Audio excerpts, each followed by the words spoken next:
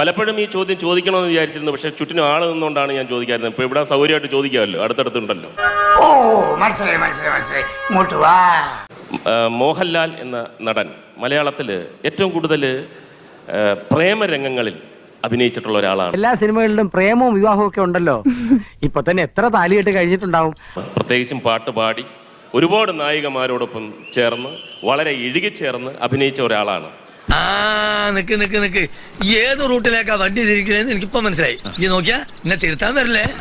അപ്പോൾ പലരും എന്നോട് വന്ന് ചോദിച്ചിട്ടുണ്ട്, ഇങ്ങനെ പ്രേമരംഗമൊക്കെ അഭിനയിക്കുമ്പോൾ നല്ല രസമായിരിക്കുമല്ലേ? അവന്റെ യോഗം.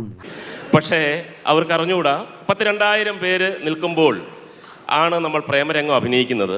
എങ്കിൽ പോലും ലാലിൻ്റെ അഭിനയത്തിൽ വളരെ ആത്മാർത്ഥത നിറഞ്ഞൊരു സമീപനം കാണുന്നുണ്ട്. ഞാൻ അത്രക്കാരനല്ല സാർ, എന്നെ കാണരുത്. സാറിനുള്ള അമ്മയും പെങ്ങളും സിസ്റ്റേഴ്സും അല്ല മാത്തൂട്ടി. ശരിക്കും ഇവരെ ലവ് ചെയ്യുമോ ആ ടൈമിൽ? തീർച്ചയായിട്ടും. അയ്യോ ഞാൻ അത്രക്കാരനല്ല. തീർച്ചയായിട്ടും നമ്മളൊരു കഥാപാത്രം ആയിട്ട് അല്ലെങ്കിൽ ഈ ഗാനരംഗങ്ങൾ ഇതൊക്കെ അവതരിപ്പിക്കുന്ന സമയത്ത് ഉള്ളിൽ അറിയാതെ ഒരു പ്രണയം ഉണ്ടാകും. അതിന്റെ ഒരു സുഖം അത് പറഞ്ഞ അമ്മച്ചിക്ക് മനസ്സിലാവട്ടെ. അതെ അതെ അതെ അതെ. ആ പ്രണയം ആ ഷോട്ട് കഴിയുമ്പോൾ കളയുക എന്നുള്ളതാണ് നമ്മുടെ ധർമ്മം. അതാണ് എനിക്ക് അറിയേണ്ടത്. കളയുമോ അതോ കൂടെ കൊണ്ട് നടക്കുമോ? കുറച്ച് നാള്.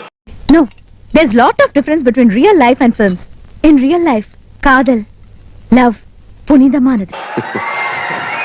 ഞാൻ ചിലത് കളയും, ചിലത് കുറച്ചാൾ കഴിഞ്ഞ് കളയും. അങ്ങനല്ല, അത് ആ സമയത്ത് അങ്ങ് മാറുകയാണ്. ഇതൊരു മേക്ക് ബിലീഫ് അല്ലേ? Okay okay, thank you. ഇപ്പൊ മനസ്സിലായോ പിള്ള മനസ്സിൽ കള്ളമില്ലെന്ന്? അതിന് നീ നായരല്ലേ? അതേടോ, നല്ല അന്തസ്സുള്ള ഇല്ലത്തെ നായരാ, എന്തേ കാണായിരുന്നു.